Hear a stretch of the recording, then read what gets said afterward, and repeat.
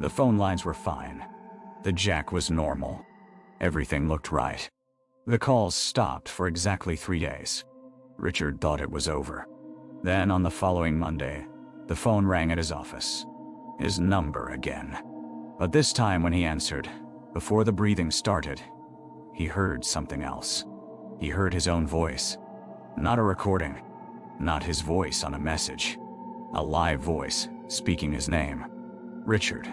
Richard, come home. He hung up immediately.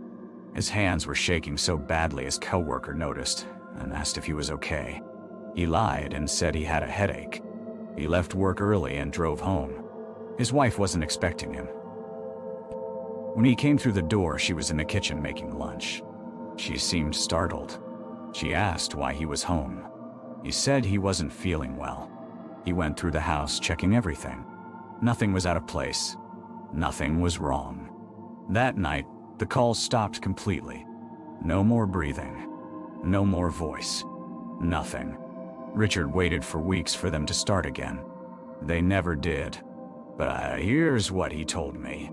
About a month after the calls stopped, Richard found something. He was cleaning out the garage, just standard weekend work, when he found an old journal shoved behind some boxes. It was his handwriting. He'd never seen it before. The journal was dated 15 years earlier, when he was 23 years old, before he'd met his wife.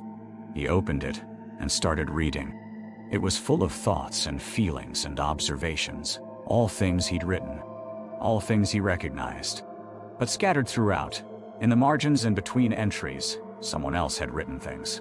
In different ink, different handwriting, dates that didn't make sense. One entry caught his eye. It was dated to when he was 27. He read it 3 times. It described in detail the phone calls he'd received, the breathing, his own voice calling him home. Everything, word for word. But he'd never written that. And more importantly, that entry was written before the calls actually happened. Richard never told me what else was in that journal. He said if he told me everything, I'd stop coming to visit him. He was probably joking. Probably.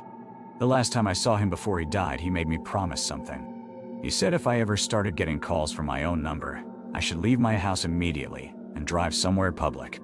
Somewhere with lots of people. He said, don't try to figure it out. Don't investigate. Just leave. I asked him why. He wouldn't answer. He just gripped my arm and made me promise again. I kept that promise. And I'm keeping this one.